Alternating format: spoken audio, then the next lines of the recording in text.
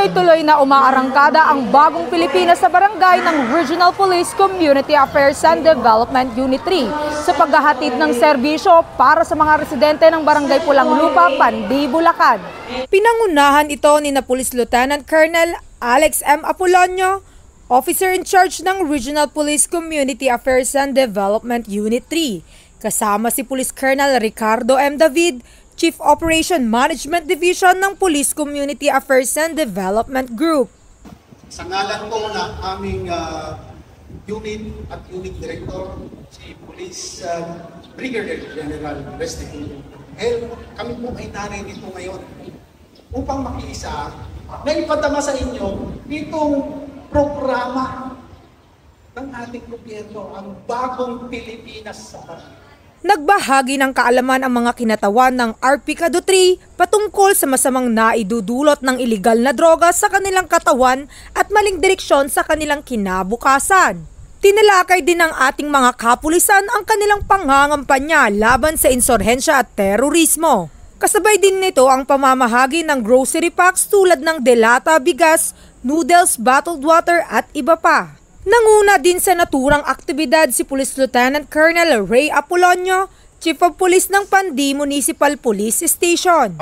Nagsagawa po tayo ng programa po ngayon sa araw na ito at ang layunin po ng ating programa ngayon ay ang pagsama-samahin ang mga iba't ibang mga grupo o mga non-government organization dito po sa bayan ng Pandi.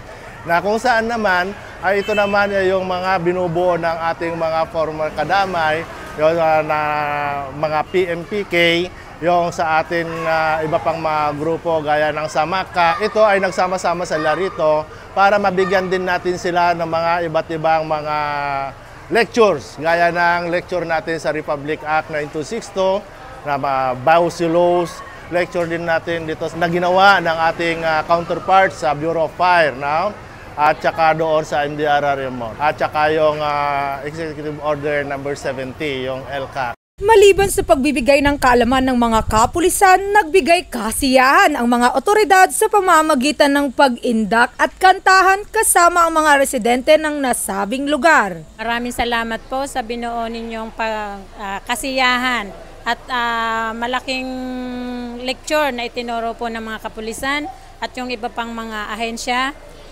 Malaki po ang naitulong nyo dahil marami pong natutunan. Una po sa lahat, kailangan naman po talaga na ang lalong-lalo na po yung fire. Kailangan po dahil sa panahon po ngayon na March ay talaga pong maraming nangyayaring sunog. Kaya napakalaki pong bagay ang naituro ninyo.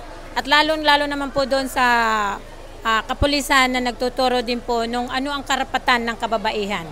Napakalaki po pong bagay dahil nangyayari po sa atin kadalasan ang mga kasong rape, lalong-lalo na po sa kababaihan natin na walang kalaban-laban. Kaya ngayon po, marami po kaming natutunan.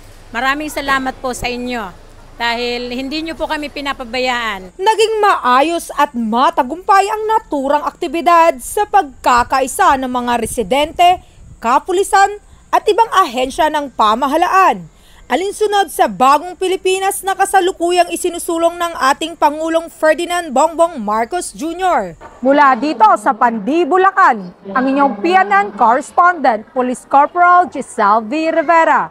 Alagad ng batas, tagataguyod ng Balitang Pulis.